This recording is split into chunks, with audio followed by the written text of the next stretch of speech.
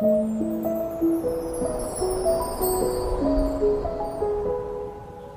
禱之後，我哋有冇話我哋一齊祈禱？我想支咪細聲少少啊，大聲我自己都覺得有啲大聲。我哋一齊低頭祈禱啊！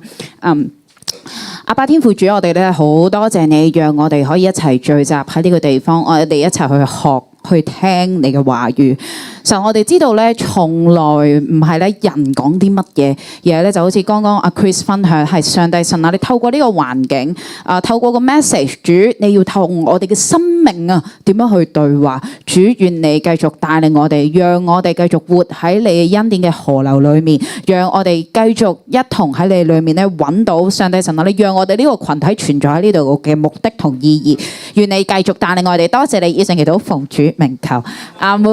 好，今日嘅講題係會，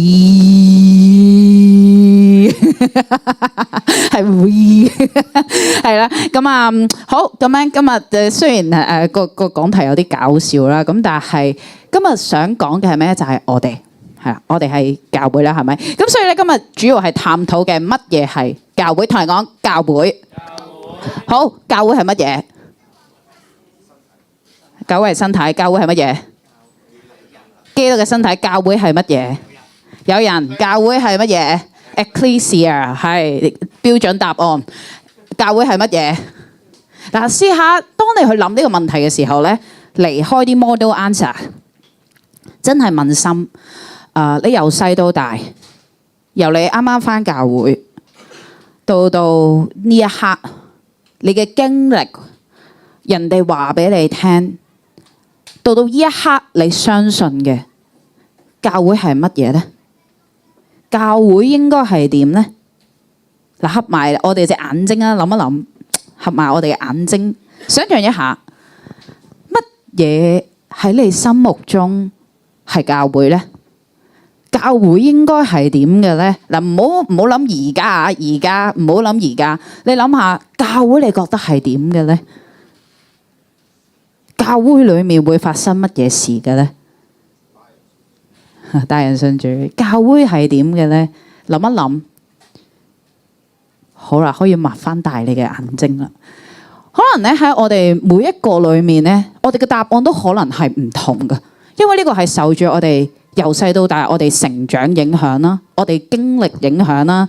可能我哋有一啲人返過唔同嘅教會添啦。我自己咧由細到大咧喺教會裏面成長咧，教會係乜嘢咧？我細個啊，而家唔係，係啦。我細個覺得教會係乜嘢咧？就係若果你有去過我哋上一個地方嗰幅牆，就我細個覺得嘅教會係點啊？人多啊，好多人一齊敬拜，好多人祈禱，好多人服侍，呢啲叫教會。咁但係聖經裏面講教會係乜嘢咧？除咗頭先，雖然我頭先話深深講嘅係 model answer， 但係的而且確，如果我哋睇新約，通常我哋講教會係乜嘢就係 ecclesia。但係 ecclesia 係咪淨係存在喺新約咧？當然呢個字係一個希臘文，但係如果我哋知道呢個字嗰個原文嗰個原意，其實唔單純係取自於希臘，而喺舊約裏面其實都有一個相類近嘅概念出嚟。當然我唔識讀啦。但係其實咧，如果我哋睇舊約裏面，雖然冇教會嗱，舊約係未出現教會㗎，係通常會講啲乜嘢咧？會有會眾啦，會講一班神嘅會眾啦，係強調一班神呼召出嚟嘅人啦。其實同 ecclesia 個概念係好一致嘅，但係只不過唔同嘅。舊約係講緊，通常舊約係講緊一班乜嘢人啊？以色列民啦，以色列民係上帝嘅選民。所以係舊約，係啊，即係成日新約拗咩啊？行唔行割禮？我厭唔厭啊？我要唔要同神立約啊？係啦，舊約。咁新約咧，新約裏面係啦，咁我哋 ecclesia 就係被神呼召出嚟嘅一班人。同你講，被神呼召出嚟嘅一班人。而的而且確係。Daniel 選取咗《使徒行傳》嘅4章啦。如果我哋今日會睇《使徒行傳》嘅頭2章，但係好快睇啊，所以而家打開我哋嘅手機先，快睇一次，就係睇大標題都得㗎。其實，哈哈，係冇錯，《使徒行傳》啊。誒，點解咁樣嘅？唉，個 iPad 咧 update 咗之後，我唔識用佢嘅陰公。唉，我同佢而家唔熟噶。係啊，《使徒行傳》係啦。嗱，頭先 Daniel 同你哋睇第4章啦。但係如果我哋打開《使徒行傳》第1章，你睇下第1節發生咩事？係啦，我哋第1節。提亞非羅大人啊，係啦，你有冇雖然好多人都知啦，但係都問下大家啦，知唔知喺邊一卷書都有講過提亞非羅大人啊？哎呀，你做乜講啫？你一定知噶嘛？你有乜可能唔知咧？你俾人哋講下啊嘛！傳道係啱嘅，係啱嘅，係我太多廢話啦。係好咁啊，提亞非羅大人，所以你會知道咧，若果你睇落多少少，你就知道，若果你睇翻路加福音第1章，其實佢都有講提亞非羅大人，佢講嗰度咧就係講緊我要證實咧耶穌係真實做過呢啲嘢，所以佢就寫咗路加福音。好啦，接續。《使徒行傳》就係接續上一本書啦，所以你會見到提亞非羅大人啊，我喺第一本書就係講路加福音啦，已經講到耶穌從開頭所做嘅同埋所教導嘅一切事，跟住呢一度開始咧就係講聖靈吩咐揀選使徒之後發生嘅事啦。好，咁啊嗱，呢度係講呢度就係講呢本書係咩原因開始寫啦？跟住我哋快睇落去，淨係睇啲大標題，跟住就到耶穌升天啦，然之後就到替接猶大嘅職分嘅人啦。好，飛落再下一章，快去啊嘛！係啦，聖靈降臨，哇！呢節經文成日都講㗎，係咪？頭先阿 Chris 都講聖靈降臨，咁啊聖靈充滿。好多時候咧，我哋特別我哋係5旬宗教會，我哋都成日會講聖靈降臨，我哋好重視聖靈充滿。even 我哋有陣時候敬拜都會講聖靈充滿我哋，澆灌我哋，係咪？好啦，跟住之後聖靈充滿之後發生咩事啊？大標題係14節上面。冇錯，彼得講道係啦。彼得講完道之後，最後係乜嘢啊？下一個標題係在聖徒中間的生活。冇錯，嗰一段咧43節開始啦，或者可能再前少少啦，就係41節。如果你睇41、42節嗰段咧，就係講哇，彼得講完道之後發生咩事啊？有3000個人信主喎。即係門徒加添咗3000人，好大復興喎。咁跟住之後發生咩事啊？好啦，嗰班人就一齊生活啦。而呢一個咧就係教會開始嘅實際開始，而聖經記載嘅一個點啦。好啦，咁今日我哋講教會係乜嘢啊嘛？點解會問呢個問題咧？我唔知大家有睇 Threads 噶嘛？係咪？有冇人冇？唔問啊？問有冇人冇 Threads 啦？咁咧，我呢排咧見到一個好有趣嘅現象啊！我唔知大家有冇睇過啦。我見過咧有啲人咧好中意喺教會揾，唔係，好中意喺 Threads 度揾教會噶。係啊，佢哋嗱，你通常咧嗰啲人嗰啲 post 係點嘅咧？就首先會自我介紹嘅。我係邊個？我咧以前咧返過乜教會幾多年。係啦 ，CV 㗎。有 CV 㗎，返教會 CV 係啦，然之後講我嚟自乜教會，但係咧我咁，所以我離開咗間教會啦。所以我而家咧想揾一間教會係嗱，通常 CV 咧會有即係見工有 requirement 㗎嘛。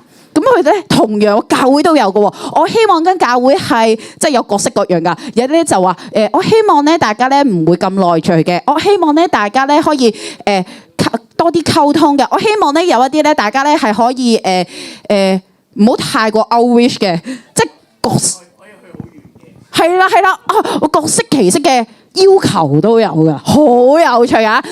你只要喺個 thread 度見，但係咧最神奇係乜嘢咧？啲人通常講完一紮咁樣嘅即係嗰個人 post 咗個咁嘅文之後咧，通常下面都好熱烈㗎。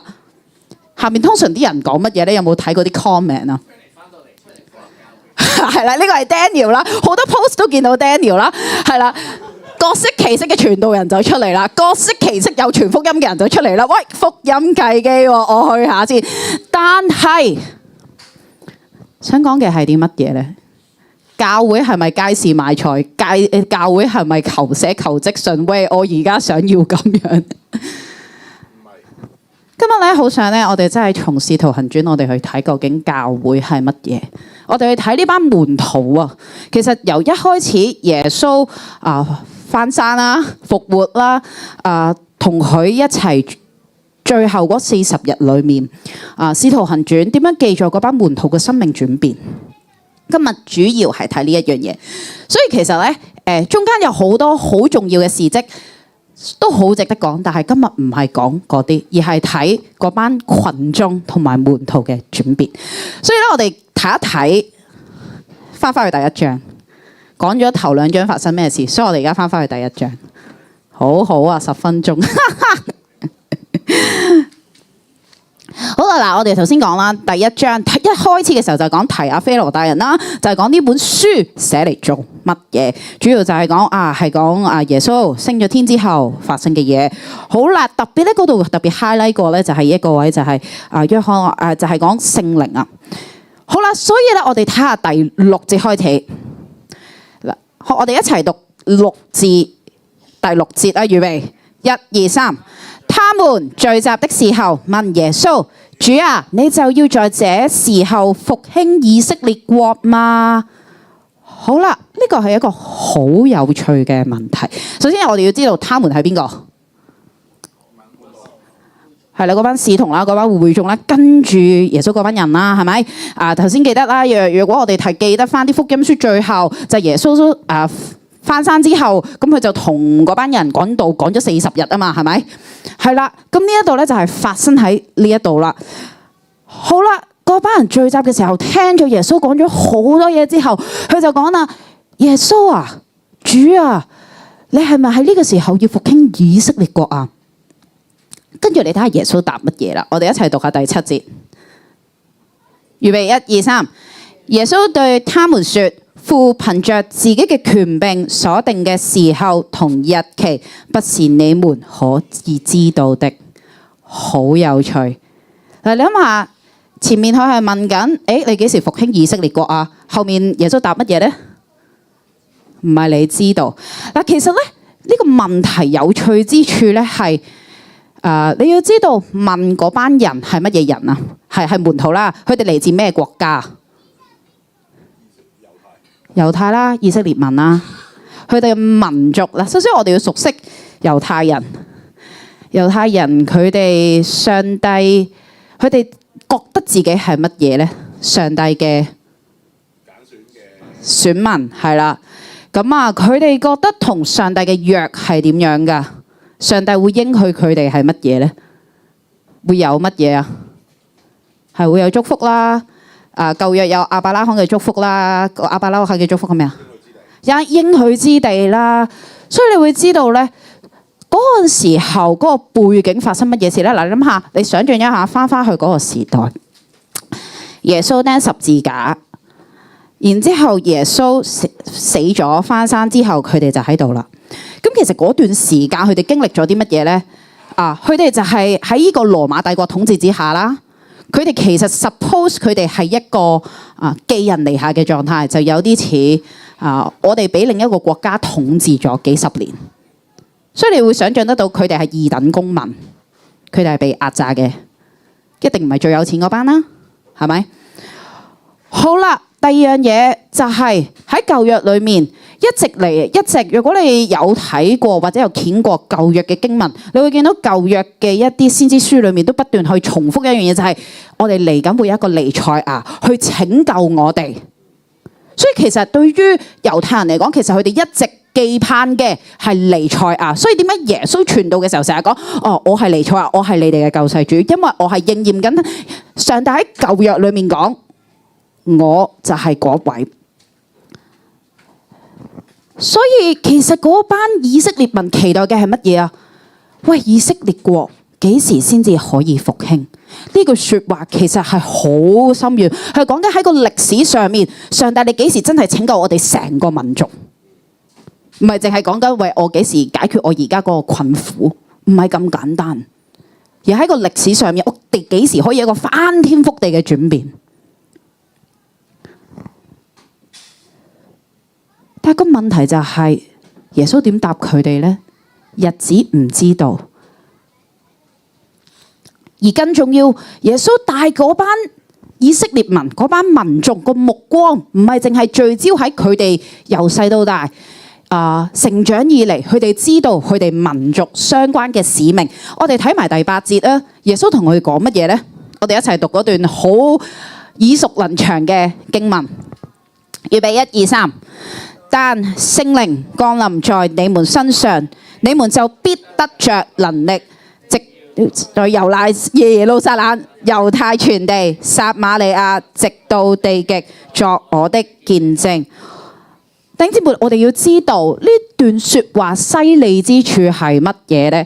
就係嗱，我哋要知道就係頭先講嗰班本身係猶太人啦，佢嘅眼光本身就係聚焦喺以色列國幾時復興。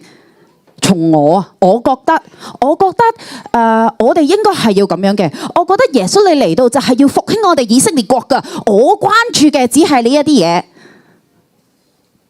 但係耶穌答佢哋嘅就係，其實唔係噶，唔止係咁嘅。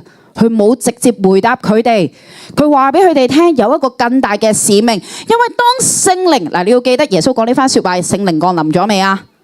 未，因為聖靈降臨喺第2章發生嘅，係耶穌升天之後發生嘅。但係耶穌就話俾你聽，所以當聖靈降臨咗喺你哋身上面嘅時候，跟住呢，係啊，你哋就有能力啦。重點係嗰幾個地方，並要在咩話？耶路撒冷。耶路撒冷係乜嘢啊？就係佢哋嘅本地啦，佢哋最熟悉嘅地方啦，土生土長嘅地方啦。跟住呢，猶太全地所有嘅區域附近嘅，仲有呢，撒瑪利亞，相對文化有少少唔同，可能歷史上面可能大家有少少過節。仲有呢，仲有一個直到地極。地極即係乜嘢呢？ End of the world 好好啊，我好中意呢個。係啊，所以我哋要知道上帝帶佢哋睇嘢個目光唔再聚焦喺自己身上面，而係聚焦翻喺其實上帝耶穌嚟到呢一度，佢嘅使命唔係淨係要拯救猶太人，而係喺每一個，包括今日嘅我同你。所以今日福音嚟到我哋度，但對於我哋嘅提醒係乜嘢呢？其實喺我哋成長裏面，老實講的而且確係有好多我覺得點樣嘅時間，包括頭先講 Fred。其實 Fred 嗰個係一個好有趣嘅，即係有一好真實嘅例子，就係其實講真啊，我哋有陣時候都總會計，喂，我喺教會我得到啲乜嘢咧？喂，我今日返教會好似乜嘢都攞唔到。喂，我今日邊個編套好似乜咁喎？喂，今日乜，即係總會有呢啲階段。我想要教會點？我想要小組點？我覺得小組應該要係咁咯，所以你應該要咁咯。呢個由細到大，我哋一定有經歷過。但係咧，呢度耶穌就提我哋，其實從來今日佢將嗰個使命唔係淨係聚焦喺我哋啊。當我哋今日去望我哋身邊嘅嘢嘅時候，我哋唔係就係睇我，唔係我想點，唔係好似嗰班以色列，其實佢哋問嘅嘢都冇錯噶。甚或是頭先我哋講 Fred 裏面嗰啲人問嘅問題，其實佢聚焦佢哋發問嘅問題都係冇錯。但係今日我哋要嘗試去睇下，究竟上帝對於我哋又有咩心意？所以咧，同你哋講，唔係我得着乜嘢，而係上帝要嘅心意點樣成就？點樣去轉化？好啦，我就係講呢半啦，後半唔講啦，下次再講啦。後半唔講啦，下次再講啦。睇下時間啦。好，點樣轉化？試下祈禱嘅時候，通常你祈禱為咩祈禱多？通常第一時間你諗到嘅就係我需要啲乜啦，我想要啲乜啦。試下多啲為身邊嘅人祈禱啊。多試下多啲，甚或是我哋嗰個叫咩啊？家事代禱啊！試下問下你身邊嘅人有冇嘢祈禱啊！試下俾個目標自己，每一日問下神：我今日為邊個人祈禱？其實可能就係呢個好微小嘅舉動，就 shift 我哋嘅眼界。原來我睇到嘅唔再係我自己需要，原來我可以做嘅唔係就係睇到我自己。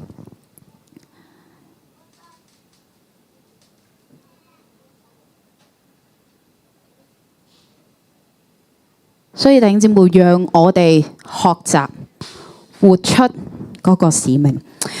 咁啊，頭先講到就係、其實可以真係繼續講落去啊，但係我會快啲嘅。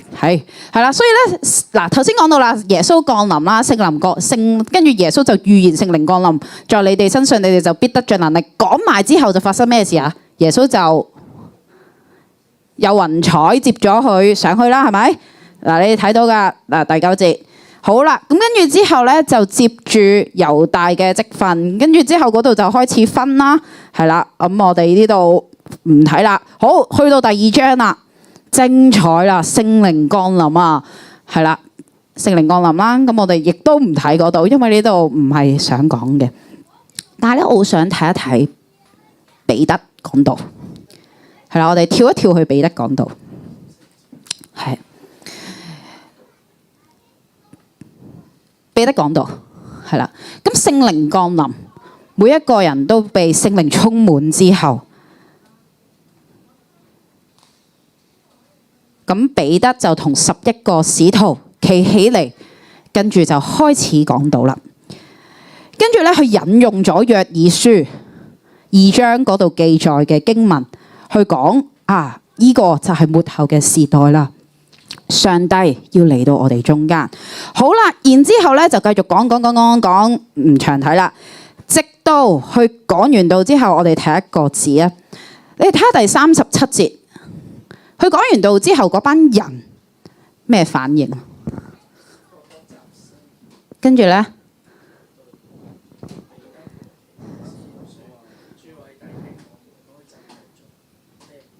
係啊，我哋一齊讀多一次呢節經文，因為呢節經文好關鍵。一齊讀一次37節，預備1、2、3。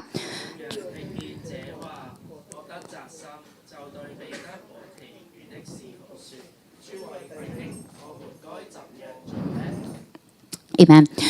鼓勵大家翻去睇一睇呢2段嘅經文，因為我省略咗好多重要嘅經文，時間關係。但係當你完整地去再睇一次呢段經文，你就明白點解我會揀呢2小節去講。你會見到，喂，彼得講完道，然之後嗰班人係覺得扎心。乜嘢叫做扎心啊？咩叫扎心啊？呢個係形聲詞啊！咩叫扎心啊？咩啊？腰心腰肺，幾好啊！呢個咩叫做扎心？良心責備。OK， 仲有咩叫做扎心？問 AI 啊？OK 都 OK。咩叫做扎心？你有冇試過扎心？當然，作為現代人，我都有問下 AI 乜嘢係扎心嘅。但係咧，扎心係乜嘢嘅感受咧？其實就好似有啲嘢追咗你個心一下，所以頭先有弟兄講腰心腰肺，點解會腰心腰肺啊？其實就係彼得講中咗佢哋。咁彼得講咗啲乜嘢咧？其實如果我哋快睇咧，其實彼得其實就係講話俾嗰班人聽啊，咪就係你哋班人釘死咗我哋嘅神，我哋嘅彌賽亞咯，係我哋原本期待嗰位嘅彌賽亞咯。但係係啦，所以你就見到佢後邊嗰度啦。嗱，所以就係當佢哋聽完之後，我死啦，我好扎心啊！原來我哋釘死咗我哋嘅彌賽亞，咁我哋而家應該點樣做啊？其實我諗嗰個扎心咧，點解呢個字咁重要？因為你見到就係因為佢哋有呢個感受，而佢哋做咗一個好好嘅回應。係啊，我有乜嘢可以做？其實有陣時候咧，我哋聽到啊，返教會啊，甚至乎可能有啲人同我哋傾偈對位嘅時候，我哋都會覺得扎心嘅。我哋都會覺得啊，好似有啲嘢講中咗我，好似有啲嘢係同緊我講嘅，扎心。但係我哋有冇多一步，好似呢班人咁問多一句，咁我應該點做呢？而最犀利就係當呢班人問完之後，彼得就同佢哋就講啦，就係你哋要悔改，要奉耶穌嘅名受洗，你哋嘅罪得赦免，就會領受所賜嘅聖靈。因為呢個應許係俾你哋同埋你嘅兒女並一切遠方嘅人，就係所有主我哋上帝所召嘅人。然之後佢又講好多嘅見證，勸勉佢哋，所以先至有41節。41節講咩啊？領受咗彼得話嘅人都咩話？受咗洗。門徒添咗幾多人啊？3000人。但係一個好重要嘅 message 就係點解後面會多咗咁多？點解教會會出現？其中一個好重要就係當我哋覺得扎心嘅時候，我哋有冇回應呢？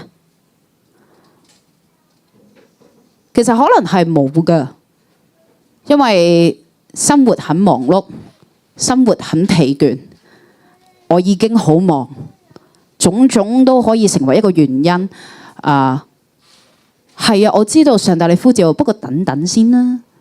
上帝你好似同我講緊嘢，不過好似有啲難，遲啲先啦。結果我哋就睇唔見上帝為我哋預備嘅嗰啲嘅圖畫。但所以今日好重要，其中一個另一個提醒就係，原來嗰班喺嗰班人啊，其中一個最大嘅轉捩點，嗰教會存在開始嘅時候，其中一個好重要嘅轉捩點就係，原來我哋扎心嘅時候，我哋會回應。咁當然呢個都牽涉另一個層面嘅，就係我哋聽到嘅時候，我哋有冇真係認真對照我哋嘅生命呢？其實聽到真係要學㗎，聽到係要學㗎。特別我哋返咗好多年教會嘅人，我哋更加要學。即係我早排先，我同 Daniel 上緊一個堂咁樣，頭兩堂唔知自己做緊啲乜嘢。咁啊，因為唔知做緊啲咩，自己都有少許驕傲，因為唔知個老師講緊啲乜嘢。但係咧，去到第3堂，佢突然間入正肉，我發現我自己跟唔上。聽到係要學嘅，學乜嘢？學謙卑，學點樣去聽到上帝隱藏喺當中對我生命講嘅說話，學我哋對神坦白。就係因為我哋謙卑，我哋對神坦白，我哋承認，我哋先至會有機會感覺扎心，我哋先至會覺得嗰啲說話其實係上帝對我講說話。所以我好欣賞阿 Chris 嘅，即係喺佢嘅經歷裏面，其實若果佢唔係向上帝敞開，佢唔會有呢啲經歷。但個問題係，弟兄姊妹，我哋都問我哋自己，我哋有幾向上帝敞開呢？當上帝有陣時候對我哋生命講說話嘅時候，我哋有冇向神 say yes 呢？還是好習慣性地冇啊，唔關我事嘅，呢啲唔係我。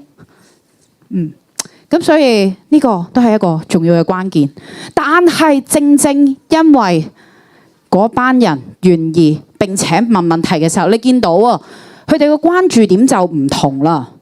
由一開始一章開頭嘅時候，佢哋問嘅問題係乜嘢啊？佢係問緊我哋嘅我關注我嘅使命，我覺得我哋嘅群體應該係咁樣，我哋應該要使以色列國復興。到最後，你睇下彼得講道之後，3000人信主。而更重要就係嗰班門徒開始生活。如果你再繼續掀去後面咧，你就見到佢哋開始去唔同地方講道啦，有人得醫治啦，甚至乎開始有外邦人信主添。但個重點係今日我哋有冇從我哋自己嘅眼光睇到上帝創造我呢個群體？我哋所以結語，喂，正啊，28分，正啊，係啊。我相信而家留得低喺度嘅咧，都唔係好消費者主義嘅弟兄姊妹嚟嘅。我相信大家都係真係好清楚上帝喺你生命裏面所做嘅工作，但係難免有陣時候我哋都真係因為人啊嘛，地方同工都係有限制，有陣時候難免真係會有不滿，大家彼此之間會有摩擦。但其實當我哋講我們嘅時候，唔係牧師 own 呢個地方嘅，亦都唔係一班同工 own 呢一個地方，而係我哋一齊嘅呢度。當我唔知大家每一個星期見到個赤字係點咯，但係其實當嗰個赤字每一個星期嘅時候，其實係我哋大家都有份嘅。教會嘅事工能唔能夠開展，其實我哋每一個都有份。我哋見到一個人信主，其實我哋每一個人都有份。點解啊？你諗下，如果我哋有一個家庭嚟到，中間牽涉咗啲咩人呢？首先，佢一返到嚟，第一個會見到邊個？冇錯，招待隊熱情嘅招待，帶佢入房，係咪？跟住就到邊個啊？Thomas 啊 ，Thomas 可能會幫手照顧啲小朋友啦。Gigi 又會可能同啲屋企人家長傾下偈啦。好啦，然之後敬拜開始咯，可能佢會出嚟敬拜，咁啊敬拜隊啦。唔係就係台上嘛，你望下後面有邊個啊？有幫手做直播噶啦，做歌詞噶啦，唔好睇少做歌詞，歌詞好緊要，因為冇咗歌詞，我哋冇人識得唱。打歌詞係讓我哋每一個人一齊能夠投入敬拜，每一個 part 都好重要。但個重點係唔好忘記更重要嘅關鍵就係在座嘅每一位會眾都好緊要，因為當我哋投入敬拜、投入聚會，我哋彼此去服侍、彼此去禱告嘅時候，而呢一個氣氛就係讓人去經歷神其中一個關鍵。所以我好中意近來一個氣氛，我唔知大家有冇留意到，當牧師呼召人出嚟敬拜嘅時候，有弟兄姊妹係會主動出嚟為弟兄姊妹祈禱嘅。呢個係個好美麗嘅圖畫，但係我哋可以繼續做多啲。我哋可以喺我哋嘅位置度繼續思考，我哋點樣可以讓人喺呢個空間裏面認識佢多一點點。就從今日我哋關注唔係我想要啲乜，而係睇到上帝透過呢個群體想做啲乜。記得我哋嘅使命宣言嗎？我們要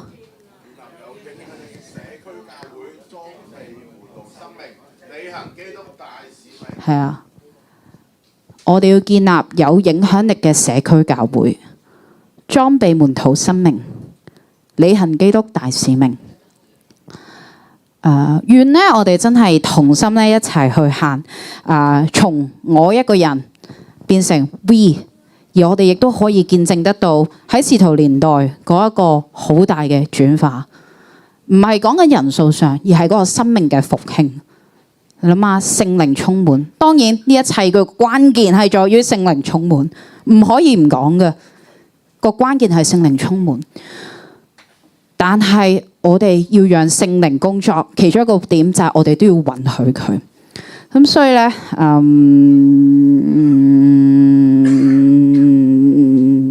冇敬拜隊都唔緊要噶。我哋今日我哋一齊起身祈禱啊！你 OK 啊？明仔唔使出嚟啦。休息下啦，你唔該 Daniel。我唔知呢個 key 啱唔啱啊？家寶幫我預備首歌啊！天的門，神的殿。我唔知道，唔知好似係神的殿，天的門啊。可能個 key 唔係好啱，但係我哋一齊起身，我哋一齊敬拜。讓我哋一齊禱告啊！我哋用禱告開始。